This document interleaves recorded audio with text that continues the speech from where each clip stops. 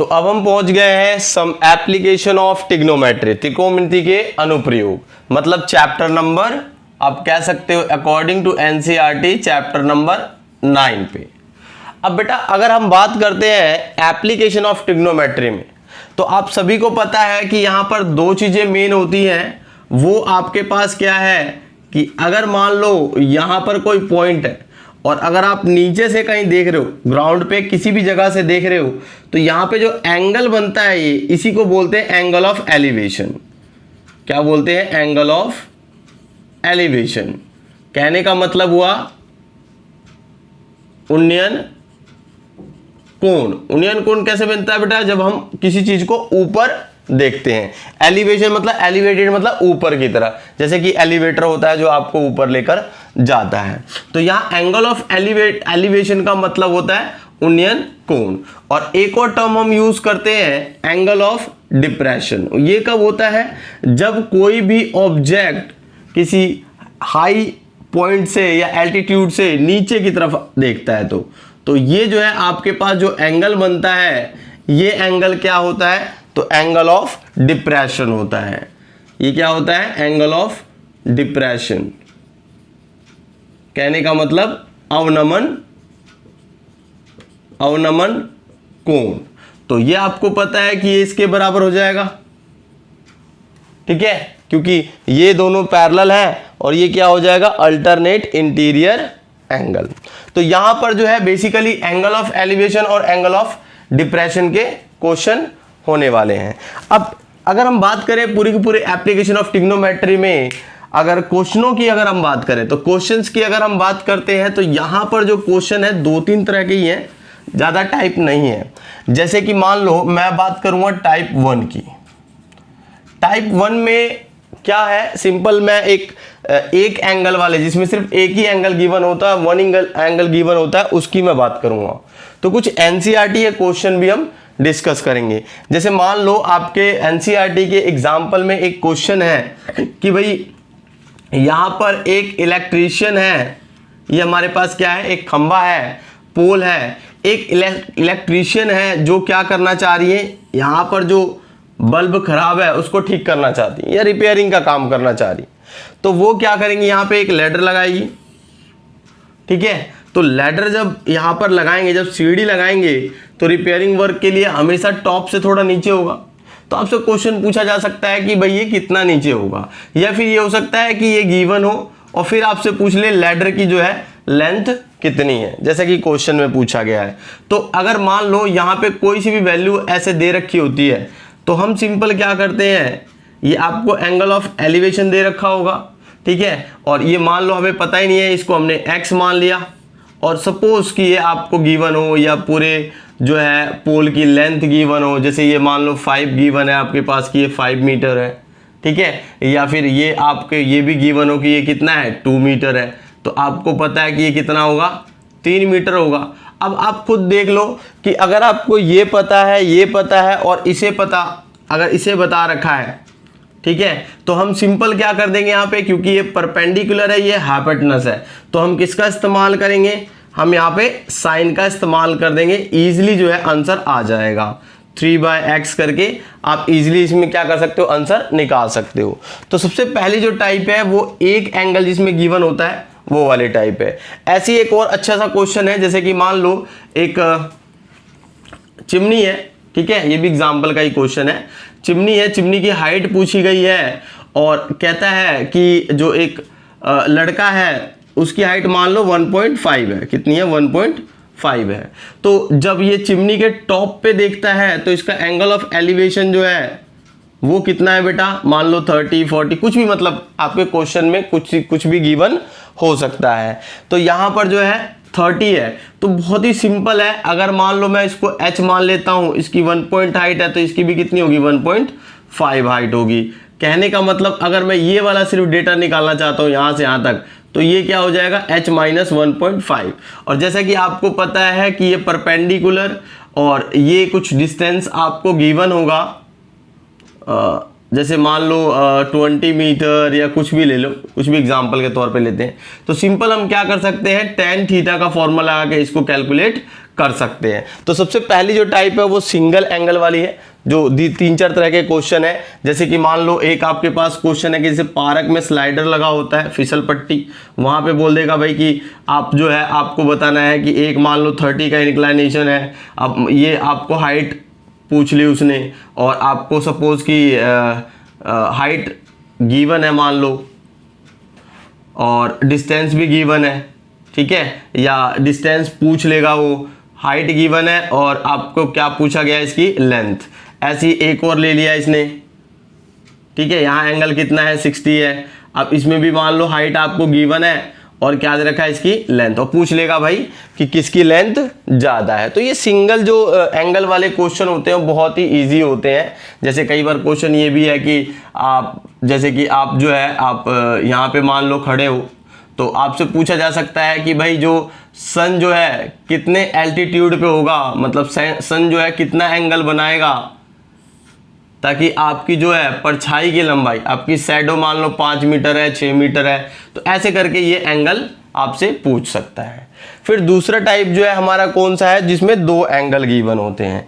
2 angle वाले क्वेश्चनों की अगर हम बात करें तो इसमें भी 2-3 तरह के ही क्वेश्चन है जो बार बार हर एक क्वेश्चन में रिपीट होंगे, बस पूछने का तरीका थोड़ा अलग अलग होगा। जैसे पहला क्वेश्चन अगर हम बात करें तो फर्स्ट सबसे पहले क्या होता है कि सपोज ये बिल्डिंग है, ठीक है, और ये बिल्डिंग है और ग्राउंड के किसी पॉइंट से ये क्या बोलेगा कि इस बिल्डिंग के ऊपर हमने क्या रख दिया, टावर, छोटा मोटा जो टावर ऐसे होता है जो एयरटेल वगैरह का या इसका, ये इसकी बात कर रहा हूँ, और बड़े वाले टावर की नहीं, वरना उसके लिए फिर हमें अलग से वो करना पड़ता। या मान लो यहाँ पे फ्लैग रखा हुआ है, कुछ भी, मतलब कुछ भी इस तरीके से।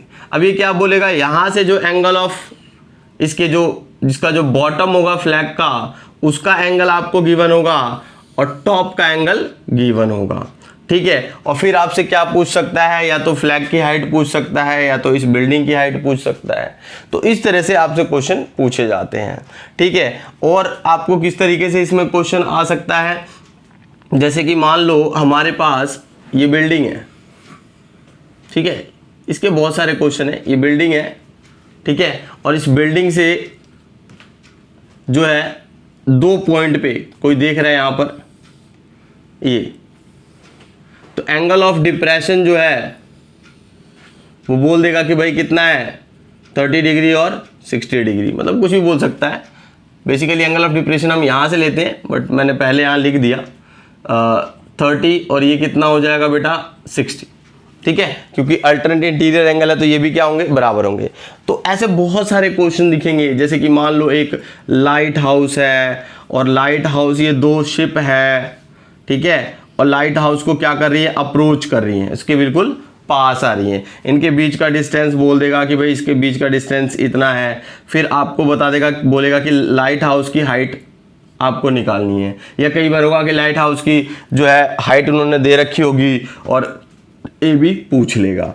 ये एंगल इस तरीके से, जो ज्यादातर जो क्वेश्चन है, या तो वो क्या करेगा, यहां पर जो है 2 डिफरेंट पॉइंट से एक ही पॉइंट पे एंगल बनाएगा, ठीक है, या फिर क्या हो सकता है कि इस टाइप का क्वेश्चन, 2 अलग अलग एंगल, इस तरीके से क्वेश्चन, ठीक है। तो यहां पे आपको ये समझना पड़ेगा, अगर लैंग्वेज कभी समझ में नहीं आता तो आपको पता होना चाहिए छोटा वाला एंगल है, मतलब 30 और 60 2 ऑप्शन है, तो ये वाला 30 होगा, ये वाला 60 होगा। और इस केस में क्या हो जाएगा कि जो जितना क्लोज होगा बिल्डिंग के, जितना जो पास होगा उसका एंगल ज्यादा होगा, तो ये 60 हो जाएगा और ये कितना हो जाएगा, 30 हो जाएगा। ऐसी एक क्वेश्चन एनसीईआरटी में है, लास्ट, सबसे लास्ट का क्वेश्चन है, उसमें सिंपल क्या दे रखा है उन्होंने ये दे रखा है कि जैसे मान लो हमारे पास जो है ये हाइट है, और क्वेश्चन बोल देता है कि भाई जो कॉन्जिक्यूटिव 2 डिस्टेंस है ग्राउंड पे, ठीक है, इनका एंगल ऑफ एलिवेशन क्या है, कॉम्प्लीमेंट्री है। कैसा है, कॉम्प्लीमेंट्री। कहने का मतलब ये हुआ कि ये दोनों क्या है, कॉम्प्लीमेंट्री है, मतलब इनका सम क्या है, 90 डिग्री, एंगल का सम 90 डिग्री है। तो हम एक को थीटा तो एक को क्या मान लेते हैं, 90 माइनस थीटा। इस केस में हमेशा अगर मान लो ये वाला जो डिस्टेंस है, अगर आपको ए दे रखा है और ये वाला डिस्टेंस अगर आपको b दे रखा है तो h की वैल्यू हमेशा √AB आएगी। फाइनल आंसर आपका यही आएगा। ऐसे ही अगर हम बात करते हैं इससे पहले जो क्वेश्चन है NCERT का, वो भी बहुत अच्छा क्वेश्चन है। उसमें क्या कहा गया है, तो उसमें ये बताया गया है कि जैसे कि मान लो ये बिल्डिंग है, ये बिल्डिंग है और आप एक कार है यहाँ से अप्रोच कर रही है। तो कार जब अप्रोच कर रही है तो उन्होंने बता रखा कि पहले इसका एंगल इतना आ रहा था, फिर 6 सेकंड बाद इसका एंगल क्या हो गया, चेंज हो गया। तो क्वेश्चन में बोला गया है कि भाई इसकी हाइट आपको निकालनी है। तो इस तरीके से अगर आप देखोगे ओवरऑल जितने भी क्वेश्चन देखेंगे 3-4 तरह की फिगर बनेगी बस। या तो फिर वो क्या कर देगा कि भाई एक हमारे पास जो है 1.5 मीटर टॉल एक लड़का है, और फिर वही वाले क्वेश्चन यहाँ से कि भाई यहाँ से जो है इसका एंगल जो है इतना होगा, और ये अगर मान लो एक और हाइट है तो इसका एंगल, इस तरीके से डायग्राम आपका बन जाता है। या फिर ऐसा भी हो सकता है कि आपके पास डिफरेंट ग्राउंड पे 2 डिफरेंट पॉइंट हो, ये लड़का इधर बढ़ रहा है और ये एंगल जो है इस तरीके से चेंज। तो आप जितने भी क्वेश्चन देखेंगे कुछ इस टाइप के ही क्वेश्चन होंगे। एक और क्वेश्चन देख लेते हैं इनमें, जैसे कि मान लो ये हमारे पास है, ये एक बिल्डिंग है, ये एक टावर है, ये वाला भी क्वेश्चन आता है, या पोल मान सकते हो कि 2 पोल है। अब ये क्वेश्चन क्या बोल देगा कि भाई यहाँ से इसका जो टॉप का एंगल है वो दे रखा होगा एंगल ऑफ एलिवेशन, और जो इसके बॉटम का है वो एंगल ऑफ डिप्रेशन। मान लो ये θ1 दे रखा है, ये θ2। तो आपको पता है θ2 है तो ये भी क्या हो जाएगा, θ2। ये गिवन होगा और आपसे हो सकता है कि ये पूछ ले। तो आपको क्या करना है, 2 राइट एंगल ट्रायंगल चूज करने हैं और इसको सॉल्व कर देना है। ऐसे ही कुछ क्वेश्चन में जो है इस तरीके से आप देख सकते हो कि भाई यहाँ पर मान लो ये ब्रिज है और यहाँ से जो ये बैंक ऑफ द रिवर है, ये रिवर है, यहाँ पर कोई भी एक पॉइंट है या फिर किसी तरीके से भी क्वेश्चन पूछ सकता है। यहाँ एंगल अलग बता रहा है 45 मान लो, और यहाँ बता रहा है कि ये कितना है 60 है। तो क्या बोल देगा आपसे बोल देगा कि भाई ये जो आपको दिख रहा है, ठीक है, आपको बता देगा कि भाई विड्थ निकालनी है, किसकी, रिवर की विड्थ निकालनी है, रिवर की चौड़ाई निकालनी है। मतलब ये आपसे पूछा गया है और हाइट आपको गिवन होगा, हाइट क्या होगा, गिवन होगा। तो आप इजीली इसको फाइंड आउट कर सकते हो। और किस तरह के क्वेश्चंस हैं, जैसे कि मान लो आपके पास 2 पोल है, सेम हाइट के हैं, अब कोई पॉइंट है, ठीक है, ये 2 पोल है वो 80 मीटर से सेपरेट हो रहे हैं। ये सारे एनसीईआरटी क्वेश्चन सेपरेट हो रहे हैं। मान लो कि यहाँ पर जो है ये 60 का एंगल बना रहा है और ये कितने का बना रहा है, 30 का बना रहा है। तो आपसे पूछा जा सकता है भाई कि इनकी हाइट क्या होगी, इनकी हाइट क्या होगी। तो जैसा कि आपको पता है, अगर मैं इसको x मान लूँ यहाँ से यहाँ तक, तो ये कितना होगा 80 - x। और फिर आपको क्या करना है, 2 ट्रायंगल लेने हैं और इनको सॉल्व कर देते हैं। तो ऐसे ही कुछ एग्जाम्पल हम देखने जा रहे हैं, ठीक है।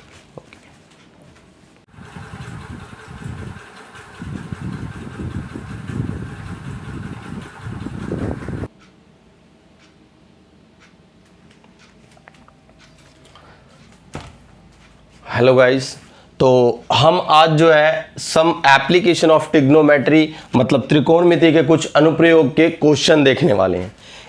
इन क्वेश्चनों में सिंपल जो है आपका डायग्राम बन जाना चाहिए, ग्राफ बन जाना चाहिए, ठीक है। अगर इसमें आपका डायग्राम बन जाता है तो इजीली आप क्या कर सकते हो, इन क्वेश्चनों को कर सकते हो। तो क्वेश्चन देखते हैं, बेहद ही ईजी क्वेश्चन है ये। क्वेश्चन क्या कह रहा है कि a statue 1.6 metre tall stand on the top of a pedestal.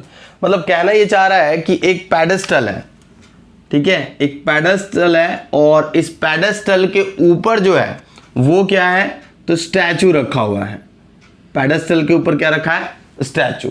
जो स्टैचू है वो कितना है बेटा, 1.6 मीटर का, 1.6 मीटर का। नेक्स्ट में बताता है ये कि यहां से देख सकते हो आप, a point on the ground, ground पर एक पॉइंट है, ग्राउंड पे मान लो ये पॉइंट है, वहां से कहता है कि एंगल ऑफ जो एलिवेशन है टॉप ऑफ द स्टैचू का। कहने का मतलब एंगल ऑफ एलिवेशन क्या होता है, जो नीचे से ऊपर की तरफ बनता है। जब हम किसी चीज को नीचे से ऊपर की तरफ ऐसे देखते हैं तो ये क्या है, एलिवेशन है, एलिवेट करना मतलब ऊपर की तरफ। और एक होता है एंगल ऑफ डिप्रेशन, जब हम नीचे की ओर की चीज को देखते हैं। तो यहां पर कह रहा है कि इसके टॉप का जो एंगल ऑफ एलिवेशन है वो कितना है, 60 है। फिर आगे क्या कह रहा है ये, and from the same point the angle of elevation the top of the pedestal is 45। और जो ये पेडेस्टल है इसके टॉप का एंगल ऑफ एलिवेशन जो है वो आपका कितना है, 45। तो हमने ये ले लिया, ये कितना है, 45। अब हम सिंपल क्या करते हैं, इसको ऐसे मार्क कर देते हैं ABCD, और हमें क्या निकालना है, हाइट ऑफ पेडेस्टल। तो इसको हमने क्या ले लिया, h। हम ले लेंगे let height of pedestal equal to h metre. माना पेडेस्टल की ऊंचाई h मीटर है, h मीटर है। तो हम क्या करेंगे, दो राइट एंगल ट्रायंगल लेने वाले हैं। तो एक ये वाला ट्रायंगल ले लेते हैं हम, इन ट्रायंगल ABC। तो यहां अगर हम लेते हैं तो tan 45 इज इक्वल टू, मतलब tan theta equal to perpendicular upon में बेस AB। तो tan 45 की अगर हम बात करते हैं तो कितना होता है, 1 होता है BC अपॉन में AB। तो यहाँ पर क्या हो जाएगा, AB equal to BC, equation 1। इसी तरीके से अगर हम सेकंड ट्रायंगल में चलते हैं, इन ट्रायंगल ABD, तो इसमें क्या हो जाएगा आपका tan 60 is equal to BD upon में AB। अब यहाँ से अगर हम देखें तो tan 60 कितना होता है, √3। BD इक्वल टू क्या आ जाएगा, AB। और BD है क्या एक्चुअली में, तो यहाँ देख लेते हैं, BD का मतलब है BC प्लस CD, मतलब H प्लस, आप कह सकते हो H प्लस, या फिर पहले लिख लेते हैं BC प्लस, ये क्या आ जाएगा, CD, BC प्लस CD। तो यहाँ पर जो है आपको AB की वैल्यू पता है, BC की वैल्यू जो है हम यहाँ से ही चाहे तो लिख सकते हैं, √3 इक्वल टू BC हमने कितना रखा है, H, तो इसको H मार्क कर देता हूँ। और CD की अगर हम बात करें तो ये कितना है, 1.6। और AB की बात करें तो from first AB equal to क्या है आपका, BC, और BC क्या है, H। तो हम क्या लेते हैं, इसको H ले लेते हैं। तो BC जो है हमारे पास, तो AB भी कितना आ गया, H आ गया। अब हम क्या कर देंगे, इसको क्रॉस मल्टीप्लाई, या इसको इधर भेज दो, √3H equal to H plus 1.6, और इसको अगर हम इधर भेज दें तो √3H minus H equal to 1.6। यहाँ पे H कॉमन ले लिया हमने, 1.6, और H की वैल्यू जो है 1.6 अपॉन √3 माइनस 1। अब इसको हम क्या कर देंगे बेटा, रैशनलाइज कर देंगे। तो रैशनलाइज अगर हम कर देते हैं तो H इक्वल टू, आपको पता √3 माइनस 1 है, 3 प्लस 1 से मल्टीप्लाई कर देंगे ऊपर नीचे, तो ये ऊपर आ जाएगा, और 1.6, और यहाँ आ जाएगा a पे स्क्वायर b पे स्क्वायर, मतलब 3 minus 1। It means H equal to √3, या आप लिख सकते हो 1.6 √3 प्लस 1/2। It means 0.8 √3 plus 1। अगर √3 की वैल्यू दे रखी हो तो √3 की वैल्यू देकर हम प्रॉपर इसको लिख देते हैं, वरना इस तरीके से हम लिख देंगे। और एक चीज़ लिखना ना भूलें, लास्ट में जब आंसर हम देंगे तो लैंग्वेज में ही लिखना है। अगर आप लैंग्वेज में नहीं लिखोगे तो आपके मार्क्स कट जाएंगे। तो प्रॉपर लैंग्वेज में लिखना है कि the height of pedestal is 0.8 √3 plus 1। मैं यहाँ लिख देता हूँ, आप सिंपल ये लिखना कभी ना भूलें, क्योंकि हाफ मार्क्स जितने भी लैंग्वेज वाले क्वेश्चन होते हैं उनको वापस लैंग्वेज में ही आंसर देना होता है। तो आप लिख सकते हो कि height of pedestal is 0.8 √3 plus 1 metre. तो बेटा जी इस टाइप के जितने भी क्वेश्चन आएंगे आप इजीली कर सकते हो, ठीक है। तो चलते हैं अगले क्वेश्चन पे।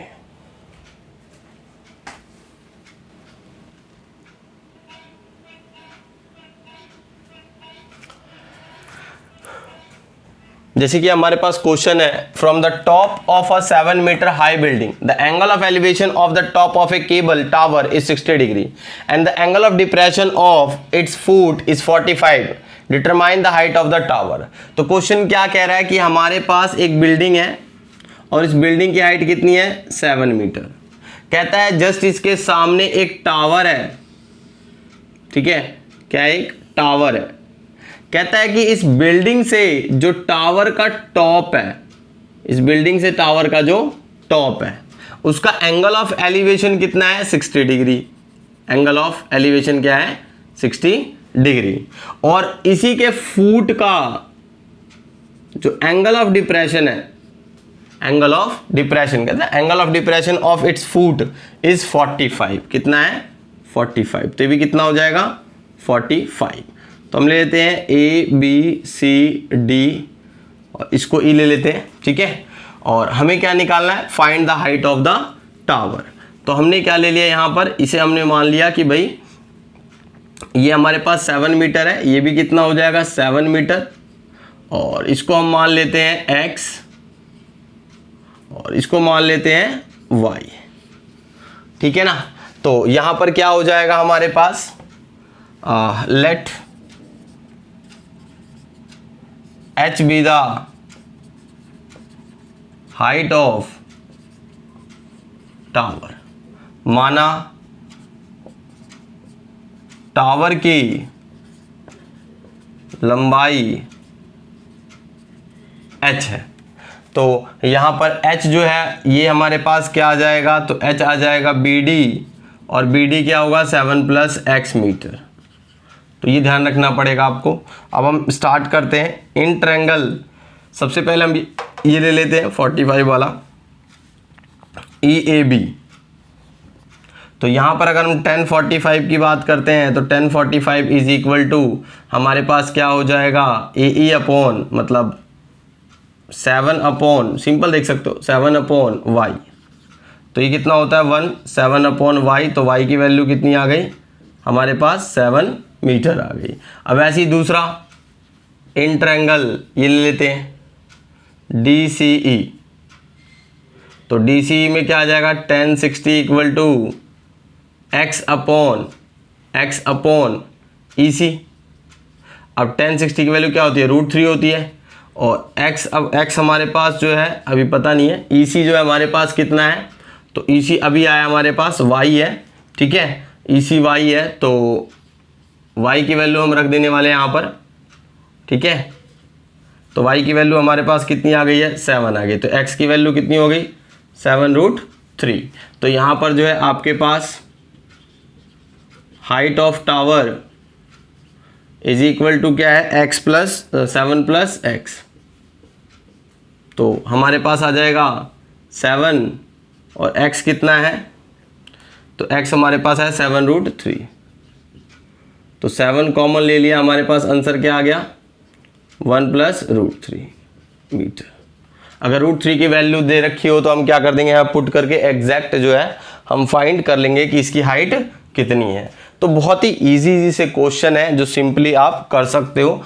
बस आपका जो ये फिगर है, ये डायग्राम है, ये बनना चाहिए बस, ठीक है। एक और एग्जांपल देख लेते हैं हम।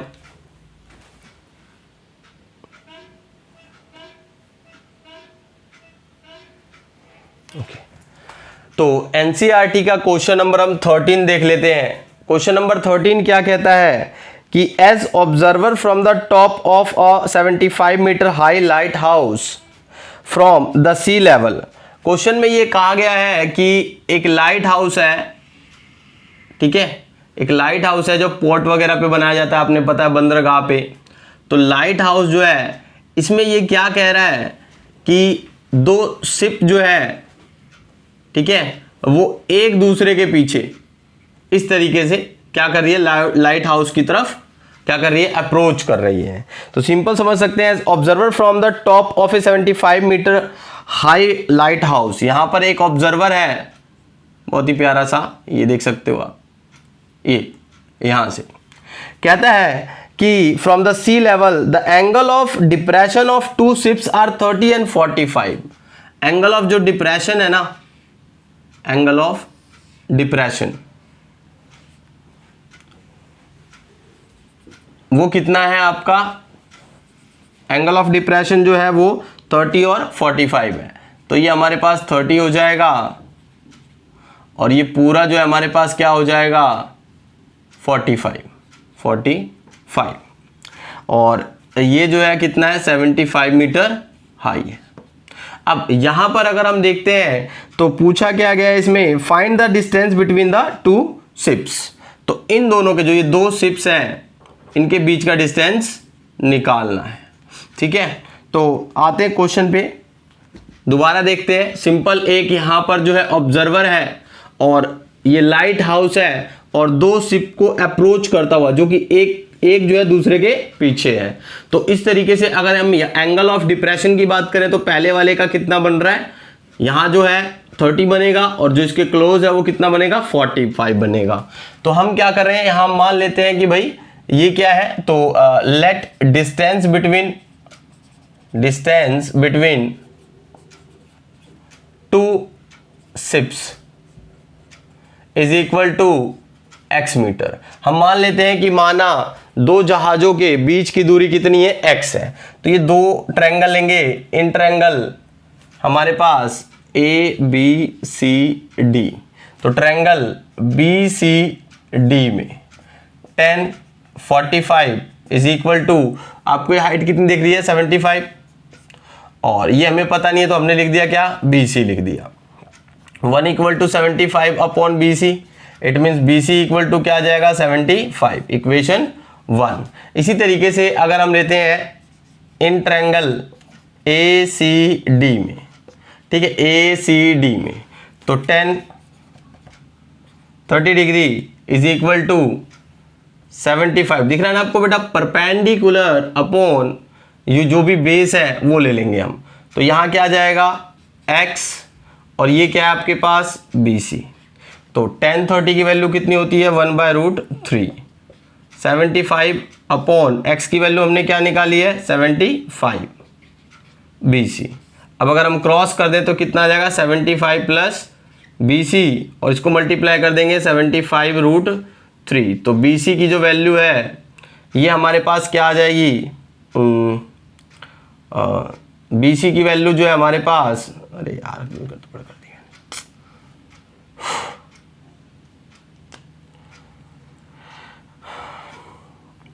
ओके लिखना कुछ और से लिख दिया कुछ और।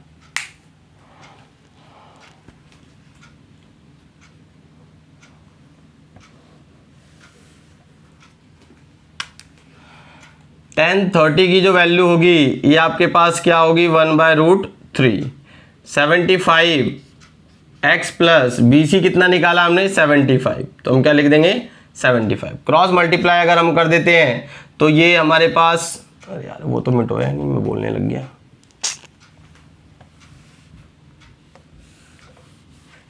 ओके, tan 30 की वैल्यू हमारे पास कितनी हो जाएगी 1/√3 हो जाएगी। यहाँ पे 75 x प्लस BC अभी हमने कितना निकाला है 75 निकाला। अब क्या कर देंगे हम, क्रॉस मल्टीप्लाई कर देंगे तो x प्लस 75 इक्वल टू 75√3। तो x की वैल्यू कितनी हो जाएगी 75√3 माइनस 75, तो 75 कॉमन ले लेते हैं हम, √3 माइनस 1। तो x हमने क्या लिया था बेटा, तो x इन दोनों के बीच के डिस्टेंस को हमने लिया था। तो हम सिंपल कह सकते हैं कि distance between two ship is equal to 75√3 minus 1 metre. अगर √3 की वैल्यू दे रखी है तो ये पुट करके हम प्रॉपर इसका आंसर निकाल सकते हैं।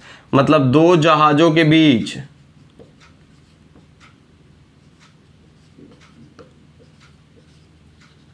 की जो दूरी है वो कितनी है 75√3 माइनस 1 मीटर। इसी तरीके से अगले क्वेश्चन पे चलते हैं।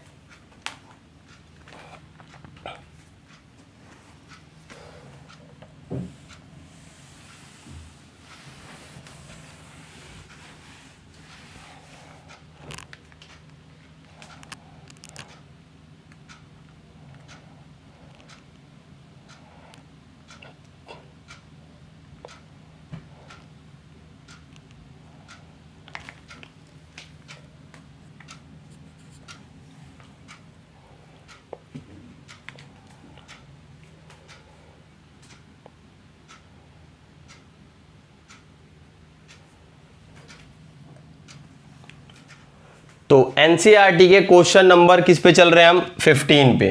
15 क्या कहता है कि एक बिल्डिंग है, क्वेश्चन में क्या कह रहा है कि एक बिल्डिंग है और इसके साथ ही एक हाईवे गया हुआ है, इसके साथ में क्या गया हुआ है? हाईवे गया हुआ है। तो यहां पर एक ऑब्जर्वर है,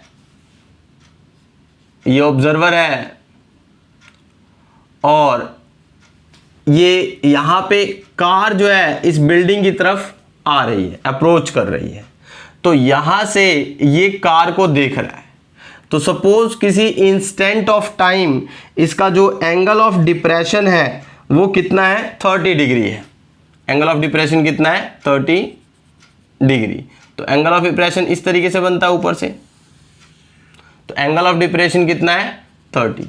कहता है आफ्टर 6 सेकेंड, भाई किसी वेलोसिटी के साथ, यूनिफॉर्म वेलोसिटी के साथ ये मूव कर रहा है कार, ठीक है, क्योंकि ये यहाँ पे हाईवे है। तो कार जब मूव कर रहा है तो कह रहा है 6 सेकेंड के बाद ये कार सपोज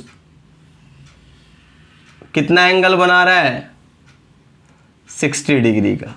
क्वेश्चन में क्या कह रहा है कि 6 सेकेंड के बाद ये जो कार है इसका एंगल कितना हो जा रहा है? 60 हो जा रहा है। तो आपको पता है ये वाला एंगल इसके बराबर होगा, अल्टरनेट इंटीरियर एंगल, और ये जो पूरा वाला एंगल है 60 वो किसके बराबर हो जाएगा? इसके। तो क्वेश्चन में पूछा गया है कि find the height of building, ठीक है। तो हम यहां पे मार्क कर लेते हैं ABC और ये D। अब यहां पर बेटा इसमें गिवन में क्या है? तो यहां कुछ भी गिवन नहीं है, ना इधर ना इधर ना इधर। बस इसमें यह कहा गया है कि यहां पर जो इसकी टाइम मतलब गिवन है आपके पास कि यहां से यहां तक कितना टाइम लगा है?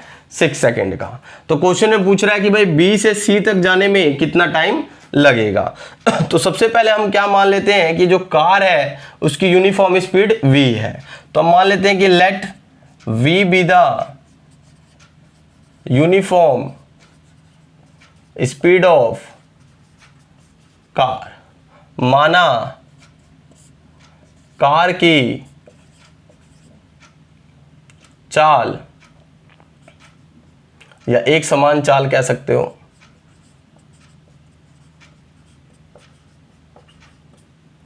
v है या v मीटर पर सेकेंड ऐसे दिखा सकते हो यूनिट के साथ, ठीक है। तो v है। तो यहां पर अगर हम देखते हैं तो इन सबको हम डिस्टेंस में कन्वर्ट कर देंगे और जो डिस्टेंस होता है वो हमारे पास क्या होता है? Speed into time.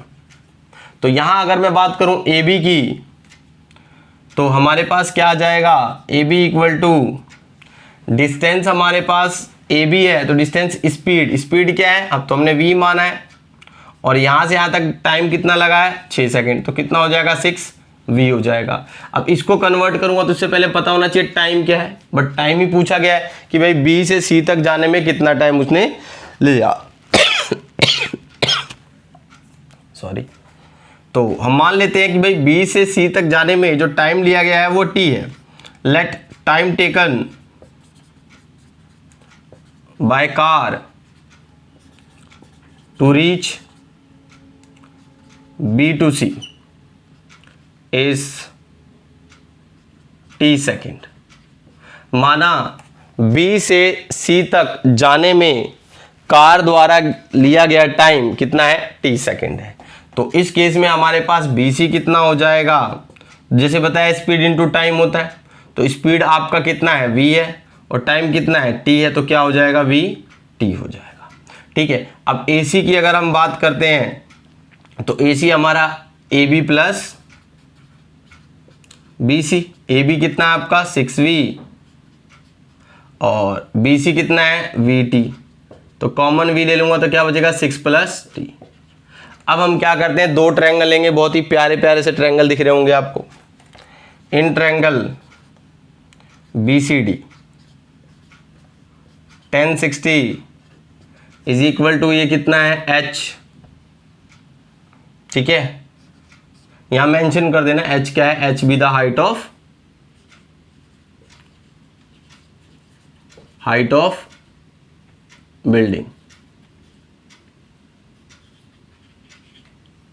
ठीक है। तो h अपॉन में हमारे पास क्या हो जाएगा? BC, और BC हमारे पास कितना दे रखा है VT, तो इसकी वैल्यू होती है √3, तो यहाँ हो जाएगा √3VT equal to H, equation 1। अब इसी तरीके से इन ट्रायंगल ACD में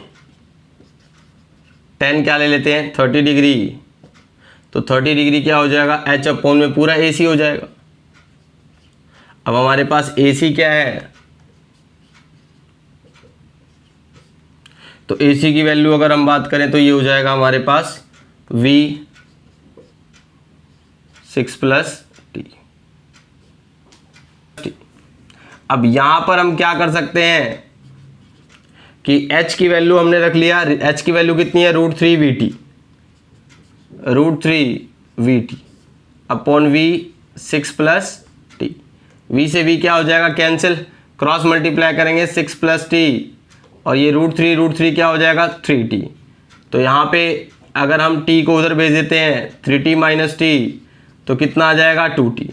तो T की वैल्यू जो है हमारे पास कितनी आ जाएगी 6/2, तो कैंसिल कर देंगे, कितना आ जाएगा 3 सेकेंड। तो टाइम जो है इस पॉइंट से इस पॉइंट तक पहुंचने में कितना टाइम लग रहा है 3 सेकेंड। टोटल टाइम पूछ ले तो 3 ये हो जाएगा, और आपके पास जो है कितना था 6 था, टोटल कितना हो जाएगा 9। तो इस तरह के क्वेश्चन करना ना भूलें, इजी है ये बहुत ही। नेक्स्ट क्वेश्चन पे चलते हैं, एनसीईआरटी के लास्ट क्वेश्चन। ठीक है, लास्ट क्वेश्चन में क्या कहना चाह रहा है एनसीईआरटी में,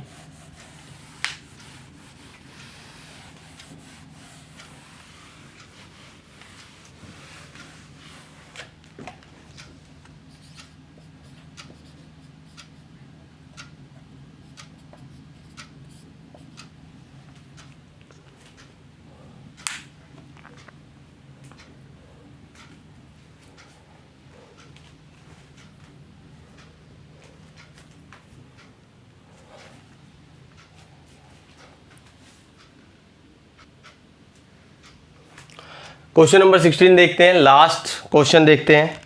कहता है कि the angle of elevation of the top of a tower from the 2 point at a distance of 4 metre and 9 metre from the base of the tower. Question में कह रहा है एक टावर है और ग्राउंड पे किसी भी 2 पॉइंट, मान लो ये A है ये B है, ये 2 पॉइंट पे, ठीक है, जिसमें क्या कह रहा है कि इसका जो डिस्टेंस है बेस ऑफ द टावर से, बेस ऑफ द टावर से जो फर्स्ट पॉइंट है इसका डिस्टेंस 4 मीटर है, और जो सेकंड है वो कितना है 9 मीटर है। तो कहता है कि जो इनका एंगल ऑफ एलिवेशन है टॉप ऑफ द टावर और इस पॉइंट का जो एंगल ऑफ एलिवेशन है वो आपका कितना है, एंगल ऑफ एलिवेशन जो है कॉम्प्लीमेंट्री है। कैसा angle of elevation, complementary. Complementary का मतलब क्या होता है बेटा, जिनका सम क्या हो जाए 90। तो हम मान लेते हैं एक एंगल थीटा है तो दूसरा क्या हो जाएगा 90 माइनस थीटा, और ये जो हाइट है वो कितना है h। तो क्वेश्चन में यही बोल सकता है कि हाइट निकालना है आपको कि h हाइट क्या है इसकी, या ये भी हो सकता है जैसे कि एनसीईआरटी में दे रखा है कि आपको प्रूफ करना है कि इसकी जो हाइट है वो 6 मीटर है। ठीक है, तो यहां पर हम कॉम्प्लीमेंट्री का मतलब होता है दोनों का सम 90 डिग्री, तो इसीलिए अगर मैं एक को थीटा लूंगा दूसरा क्या होगा 90 माइनस थीटा होगा। तो हम लेके चल रहे हैं let h be the height of building, height of building. तो यहां पर हम देखें तो 2 ट्रायंगल लेते हैं A B C, इसको मान लेते हैं D ले लेते हैं। इन ट्रायंगल पहले ही ले लेते हैं BCD। तो BCD में आप देख सकते हो कि tan थीटा कितना आ जाएगा हमारे पास h/4। ऐसे ही इन ट्रायंगल ACD, तो ये कितना आ जाएगा ACD में बेटा कि tan 90 minus theta equal to h/, ये क्या है AC है, तो AC कितना है 9 है। तो tan 90 माइनस थीटा क्या होता है cot थीटा, तो h/9। इन दोनों को मल्टीप्लाई कर देंगे, या हमें पता है कि tan theta cot theta is equal to 1, जो कि हमने टिग्नोमेट्री में सीखी थी। तो इसकी वैल्यू कितनी है, h अपॉन में 4, इसकी कितनी है, h अपॉन में 9 इज इक्वल टू 1। तो यहाँ पर जो है h square upon 36 equal to 1, h square equal to 36 और h की जो आ जाएगी वो आ जाएगी 36।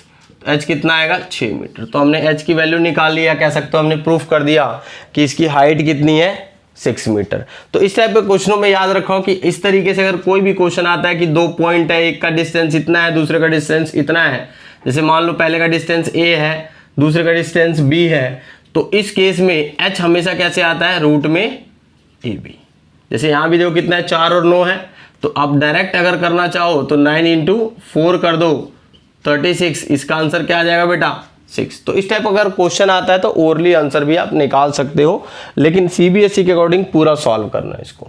ठीक है, अब बढ़ते हैं कुछ एक्स्ट्रा क्वेश्चन की तरफ।